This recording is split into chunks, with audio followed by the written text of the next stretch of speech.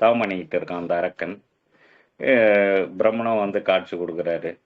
காட்சி கொடுத்து என்ன அப்படின்னு கேட்டால் அவர் என்ன சொல்கிறாருன்னா, யார் என் எதிரில் வருகிறார்களோ அவர்களுடைய பாதி சக்தி எனக்கு வந்துடணும்.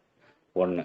ரெண்டாவது, இந்த பூமியில் பிறந்த எந்த உயிரினங்களாலும், அதாவது மனித உயிர், செடி கொடி மரங்கள், பறவைகள், விலங்குகள், இந்த மாதிரி எந்த விதமான உயிரினங்களாலும் எனக்கு வந்து இது வரக்கூடாது, என்னுடைய உயிருக்கு ஆபத்து வரக்கூடாது அப்படின்ற மாதிரி ஒரு வரம் கேட்குறாரு. ஒன்று, இந்த மாதிரிலாம் நீ வரம் கேட்குறீ, இது சரியா, இது நல்லது இல்லையா அப்படின்னு சொல்லிட்டு பிரம்மா கேட்க, நான் தவம் பண்ணேன், வந்தேன், என்ன வேணும் கேளு கொடுக்குறேன்னு சொன்னேன், சொல்லிட்டு நான் கேட்டதை கொடுத்துருந்தேன் அப்படின்னு. சரின்னு அந்த வரத்தை கொடுத்துட்டு, இந்த வரத்தை தவறாக பயன்படுத்தாதுன்னு ஒரு அட்வைஸ் கொடுத்துட்டு போகிறாரு. கொடுத்துட்டு போகிறப்போ இவர் வரத்தெல்லாம் வாங்கின்னு வந்து இந்த வரத்தை வந்து ரொம்ப தவறாக பயன்படுத்திக்கிட்டு இருக்காரு இவர். எல்லா இடத்துலையும் வந்து அராஜகம் பண்ணுறது, தான் நினைச்சது நடக்கணும் அப்படின்றது, அப்படி தான் நினைச்சது யாரெல்லாம் ஒத்து வரலையோ, அப்போஸ் பண்ணுறாங்களோ அவங்க எல்லாருமே இல்லாமல் பண்ணுறது, இந்த மாதிரி வேலையெல்லாம் பண்ணிக்கிட்டு வரான் அந்த அரக்கன். அப்படி இருக்கிறப்போ என்ன பண்ணுறாங்க, எல்லா சித்த புருஷர்களுக்கு, யோகிகள், இவங்கெல்லாம் போயிட்டு சிவன் கிட்ட போய் கம்ப்ளைண்ட் பண்ணுறாங்க. இந்த மாதிரி எங்களை காப்பாற்றுங்க, அந்த அரக்கன் கிட்ட இருந்து அவனுடைய கொடுமை ரொம்ப ஜாஸ்தி இருக்கு அப்படின்னு சொல்லிட்டு.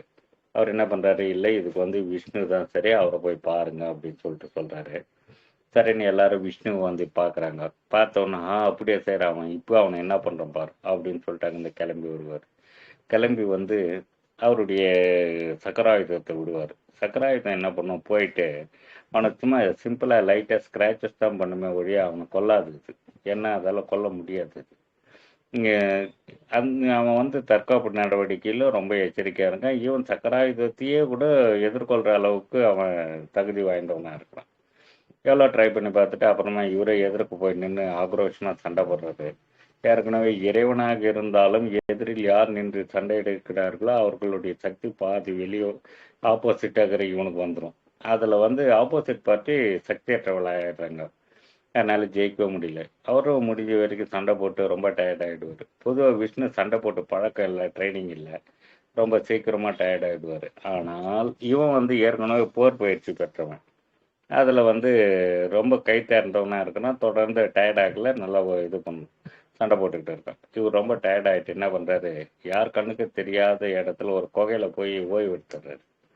ஓய்வு எடுத்துக்கிட்டு இருக்கிறப்ப இவனும் தேடுறான், என்னை எதிர்த்து என்னை கொல்ல வந்து அந்த விஷ்ணுவை விடமாட்டேன், கொல்லாமல் விடமாட்டேன் அப்படின்னு ஒரு சேலஞ்சை எடுத்துக்கிட்டு எங்கன்னு தேடுறான்.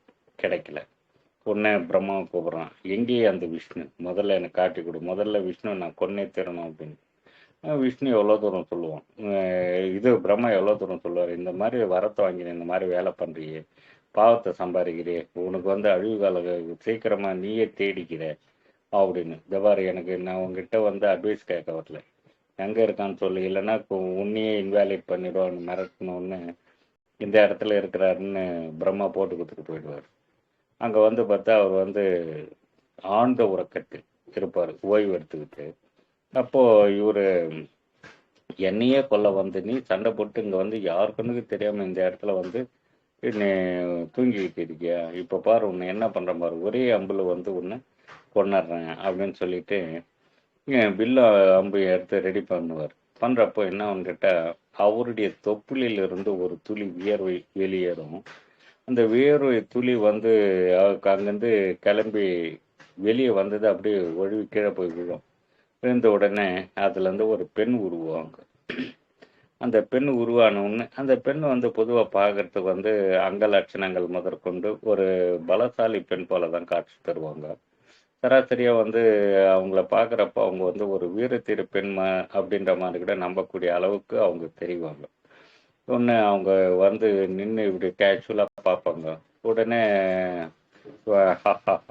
சிரிப்பான், என்ன மயக்க வந்துக்கிறிய நீ இந்த மாதிரி பெண் உருவம் தரித்து விஷ்ணு, நீ இந்த மாதிரி பெண் உருவமாக தரித்து வந்து என்னை மயக்கி நான் உன்னை கொல்ல அந்த மூடு என்னுடைய மனோநிலை நீ மாற்றிருவியா அப்படி இப்படின்னு சொல்லிட்டு அவன் ரொம்ப ஆணவத்தோட ஆக்ரோஷத்தோட பேசுவான். அப்போ இப்போ ஒன்று என்ன பண்ணுற பாரு அப்படின்னா, அப்போ தான் வந்து அந்த வேர்வையிலேருந்து அந்த பெண் உருவம் எல்லா வெப்பன்ஸ் எல்லா போர் ஆயுதங்களோடும் எதிர்க்க நிற்கும். இப்படி தூரமாக வந்து எதிர்க்க வந்து நிற்கும். அவர் எதிர்க்கவே இல்லை, கொஞ்சம் தூரமாக வந்து எதிர்க்க நிற்கும். அப்போ இவன் வந்து அது எதுவுமே பேசாது, வெறும் வெப்பன்ஸோட நிற்கும், சாதாரணமாக தான் நிற்கும். அப்போ இவன் ரொம்ப கொக்கரிப்பான், ரொம்ப ஆணவத்தோட கொக்கரிச்சு பேசுவான். நான் யார் தெரியுமா, என்ன வரம் வாங்கியிருக்கேன்னு தெரியுமா, என் எதிர்க்க வரவங்க சக்தியெல்லாம் வாங்கிடுவேன், அப்படி இப்படி என்னை யாராலையும் கொல்ல முடியாதுன்னு ரொம்ப ஆக்ரோஷமாக பேசி, இங்கே நீயே ஒரு பெண்ணு, உங்ககிட்ட என்ன சக்தி இருக்கு போகுது, இப்போ நான் உன்னை என்ன பண்ணி காமிக்கிறேன் பாருன்னு அந்த ஆக்ரோஷத்தினுடைய உச்சத்துல கோபம், பொறாமை, ஆக்ரோஷம் அதனுடைய உச்சத்துல ரொம்ப அந்த ஆணவத்தில் சிரிக்கும். அந்த சிரிச்சுக்கிட்டு இருக்கிற நேரம் பார்த்து டக்குன்னு கத்தியத்தை ஒரே விட்டிடும். இந்த வந்த பெண்ணு தலை துண்டாகி போய் விழுந்துடும் தனியா. விழுந்த உடனே அந்த உடம்பு கீழே வந்து துடிக்கும், அப்படியே அதிரும் அந்த இடம். அந்த அதிர்வுனால தூங்கிக்கிட்டு இருக்கிற விஷ்ணுபுரான் எந்திரிச்சு என்ன நடக்குதுன்னு பார்த்தா இந்த துடிச்சுக்கிட்டு இருக்கும். துடிச்சு அந்த உடல் இறந்துடும். இறந்துட்ட உடனே ரொம்ப ஆச்சரியமா பார்ப்பார் அவரு. எப்படி இப்படி ஒரு உரம் வாங்கி இருக்கிற இவனை எப்படி உன்னால கொல்ல முடிஞ்சுச்சு, யாரம்மா நீ, எப்படி உன்னால முடிஞ்சுன்னு. அப்போ அந்த பெண்ணு பேசுவாங்க, சுவாமி வணக்கம், என் பெயர் ஏகாதசி, இவன் வந்து இந்த மாதிரி உங்களை கொல்ல வந்தான், நீங்கள் வந்து இதுவில் ஆழ்ந்த நித்திரையில் தூக்கத்தில் இருந்தீங்க, அந்த நேரம் பார்த்து உங்களை கொல்ல வந்தேன், அதனால் உங்கள் தொப்புள் கொடியிலேருந்து வந்த வேர்வையிலேருந்து வந்த பெண்ணு நான், என் பேர் வந்து ஏகாதசி, இவன் வந்து உங்களை கொல்றதுக்கு முயற்சி பண்ணால் அதனால் நான் உங்களை காப்பாற்றுறதுக்காக முயற்சி எடுத்து அவனை கொண்டுட்டான் அப்படின்னு. அப்போ அவர் கேட்பார், எப்படி உன்னால் கொல்ல முடிந்தது, அவனா எதிர்க்க வரவங்க உங்களுடைய சக்தி, அதாவது அவனோடு போரிட வரவங்க எதிராளி என்னுடைய பாதி சக்தி தனக்கு வந்துடணும்னு வரம் வாங்கிக்கிறவனாச்சு, அப்படி இருக்கிறவனை எப்படி நீ வந்து போர் ஆயுதங்களோட போயிட்டு அவனை உன்னால் கொல்ல முடிஞ்சுச்சு அப்படின்னு. சுவாமி அதுவும் வந்து உங்களுடைய சித்தம் தான் அப்படின்னு சொல்லிட்டு ரொம்ப பொறுமையாக வணங்கி சொல்லுவோம். என்ன அப்படின்னு கேட்டால், அவன் வாங்கிய வரம் உண்மைத்தான், எதிரில் யார் போரிட வருகிறார்களோ அவர்களுடைய சக்தி பாதி தனக்கு வந்துடும் அப்படின்னு சொல்லிட்டு வாங்கின வரம் உண்மைத்தான். அவன் வரம் வாங்கியவனாக இருந்தாலும் தன்னுடைய அகங்காரம், கோபம், பொறாமை இந்த எண்ணத்தினுடைய உச்சத்துக்கு போய் அவன் அந்த அகங்காரத்தன்மையில செயல்படுறான் அப்படின்னா அப்போ அவனுடைய சக்தி எதிராளிக்கு வந்துருங்கிற ரகசியம் அவனுக்கு தெரியல. அவன் வர வாங்கியவனாக இருந்தாலும் யார் ஒருவர் அந்த கோபம், பொறாமை, அகங்காரத்தன்மை நானுங்கிற அகங்காரத்தினுடைய உச்சத்துக்கு போறாங்களோ அவங்க வாங்கின வரம் வேலை செய்யாது. ஒன்று. இரண்டாவதாக, இயற்கையாகவே யாரை பார்த்து கொக்கரிக்கிறாங்க, ஆத்திரப்படுறாங்கோ, ஆவேசப்படுறாங்களோ அவங்க கிட்ட போய் சேர்ந்துரும் அவங்க கிட்ட இருக்கிற நல்ல சக்திகள்லாம். ஸோ அந்த மாதிரி அவன் வந்து ரொம்ப உச்சத்துக்கு போனப்போ அவனுடைய சக்தி பாதி என்கிட்ட வந்துடுச்சு. நான் எந்த அகங்காரத்தன்மையும் இல்லை, நான் வந்து இவரை பாதுகாக்கணுங்கிற ஒரு எண்ணத்தில் மட்டும்தான் இருந்தேன், நான் சாதாரணமாக இருந்தேன்.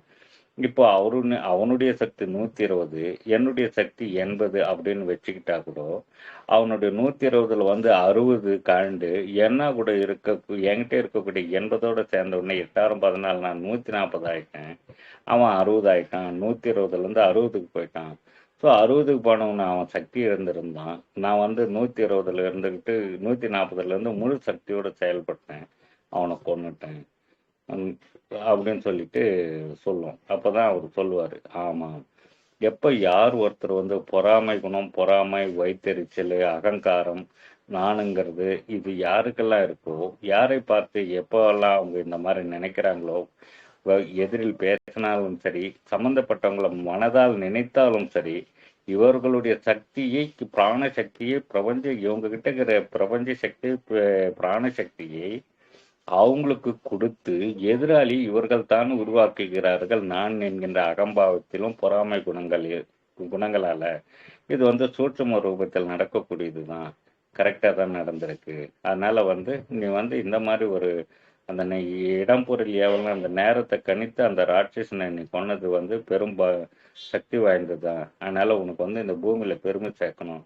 அதனால இன்றைய தினத்தை வந்து அவனுக்கு கொன்ன இன்றைய தினத்தை வந்து யாரு என்னை நினைத்து நற்குணங்களோடு யாரை நினைத்து பொறாமைப்படாமல் நான் என்கின்ற அகங்காரம் இல்லாமல் நல் உள்ளத்தோடு மற்றவர்களையும் வாழ்த்தி தானும் வாழ்ந்து நல்லுள்ளங்களோடு யாரெல்லாம் வாராங்களோ அவர்கள் இன்றைய தினமான அந்த அரக்கன் இறந்த இந்த தினமான இன்றைய தினம் தன்னுயிர் நீத்தால் அவர்கள் என் பாதம் அடைவார்கள், என் பாதத்தை சேருவார்கள், வைகுண்டத்தை வந்து சேருவார்கள். அதனால இன்றைய தினம் வைகுண்ட ஏகாதசி என்ற ஒரு சிறப்பான நாளாக கொண்டாடப்படும்.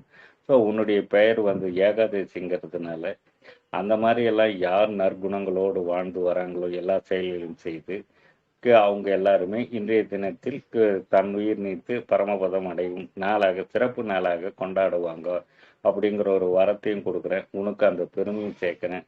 இப்போ இன்றைய தினம் வந்து ஒவ்வொரு வருடமும் வைகுண்ட ஏகாதசியாக கொண்டாடப்படும் அப்படிங்கிற ஒரு அற்புதமான வரத்தை அவர் கொடுத்துட்டு போயிடுவார். அதுக்கப்புறம் வந்து அவர் கிளம்புனவுடனே அவங்களும் மறைஞ்சிருவாங்க. ஏன்னு கேட்டால் அவங்க தொப்புலேருந்து வந்த வேர்வையிலேருந்து வெளிப்பட்டவங்க தானே.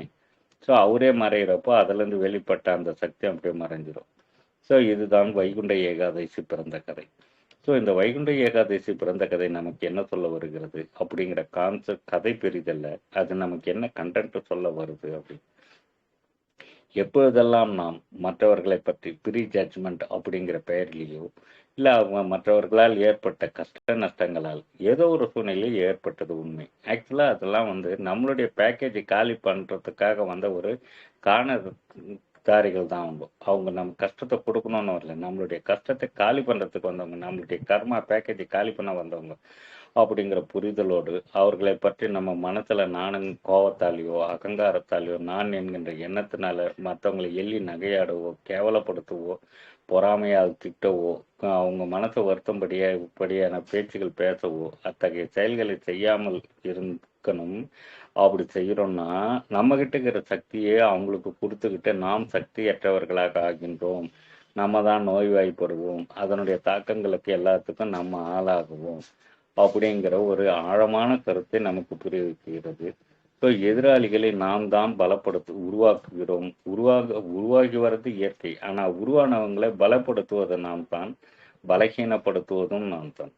அதே அவங்கள நினைச்சு நம்ம லவ்வபுல் மோட்ல ஒரு வாழ்க வளமுடன் நல் எண்ணங்களோடு, சரி அது அவனுடைய கர்மா அவனுடைய புத்தி, அது அவனோட போகட்டும், நாம் நல்லவங்களா இருப்போம், நாம் வாழ்த்தி கொண்டே இருப்போம் அப்படிங்கிற எண்ணத்தோடு அவங்களும் நல்லா வாழட்டும், இறைவா பிரபஞ்சமே அவர்களுக்கு ஒரு புரிதலை கொடேன், அவங்களுக்குள்ளுக்கிற நானுங்கிற அகம்பாவத்திலேருந்து அவங்கள வெளியே கொண்டு வா பிரபஞ்சமே இறை சக்தியே, அவங்களும் நல்லா வாழட்டும், இந்த பூமியில் நல்லா வாழறதுக்கு தானே அவங்களும் பிறந்தாங்க, நான் பிறந்திருக்கிற மாதிரி தயவு செஞ்சு அவங்களுக்கு அதை கொடுங்கள அப்படிங்கிற ஒரு வேண்டுதலை நாம் பிரபஞ்சத்தில் இறைவனிடம் வைத்தோமானால் அவர்களுக்கும் அதுக்கு போய் சேரும், நமக்கும் அதற்கான வேல்யூ ஆடட் கிடைக்கும். ஸோ தீவர்களையும் நற்குணம் நல்லவளாக மாற்றுறதுக்கும் நம்மளுக்கு கிடைத்த அந்த நேரங்களை இன்னும் நம்மளை சுகப்படுத்திக்கும் மேம்படுத்தி கொள்வதுக்கும் பயன்படும். ஸோ நம்மளுடைய நானுங்கிற அகம்பாவம் என்ன பண்ணால் என்ன ஆகுது, அதையே என்ன பண்ணலாம் நம்ம அப்படிங்கிறத புரிய வைக்கிறது தான் இந்த வைகுண்ட ஏகாதசி பிறந்த கதையின் அது சொல்ல வர கான்செப்ட் நமக்கு அப்படிங்கிறது இதன் மூலம் தெரிஞ்சுக்கிறோம். நன்றி, வணக்கம். நன்றி, நன்றி சார்.